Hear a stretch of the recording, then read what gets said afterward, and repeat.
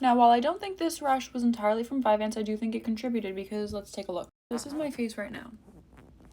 We can see that there's kind of an outline of the same rash, it's just not nearly as bright.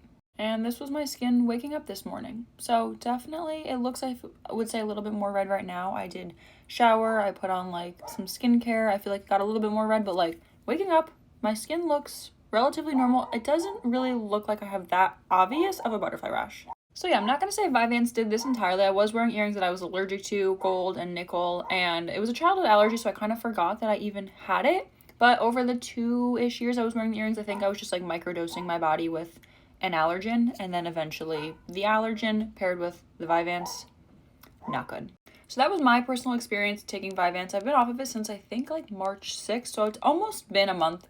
I don't really plan on going back on it at all. It just, the side effects weren't really worth it, and I was mainly taking it to curb my binge eating, but I kind of was like, I was that person. I also used my SIBO supplements to curb my binge eating. Like, I'm that person that kind of relies on these external things to keep me from overeating and binge eating, and once, it's like almost once my mind feels safe, I can stop binge eating, if that makes sense. Like, once I felt safe on the supplements I was taking, because I always thought I was binge eating because I had SIBO and potentially candida, which is an overgrowth of, I think, fungus in your small intestine, or it can be in large intestine, but it can lead you to have sugar cravings and carb cravings. I always assumed that my binge eating and overeating was strictly only because of my poor gut health, and it had nothing to do with my coping mechanisms or like the way I guess I was maybe thinking about food.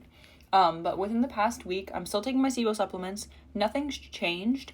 But within the past, I would say week-ish, since I've been also trying to do no added sugar because I am that person. I have a very addictive personality.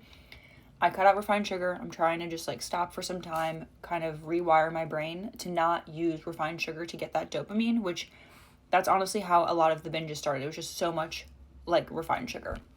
But since I've been trying to address my mentality and the way I cope with things, I'm still on SIBO supplements. I'm not relying on them as my crutch. I'm really working on my mentality towards binge eating and my coping mechanisms. So that was my personal experience. I used it to help with my binge eating, but it didn't really entirely stop my binge eating because I was still using food to cope with my emotions. So just wanted to share.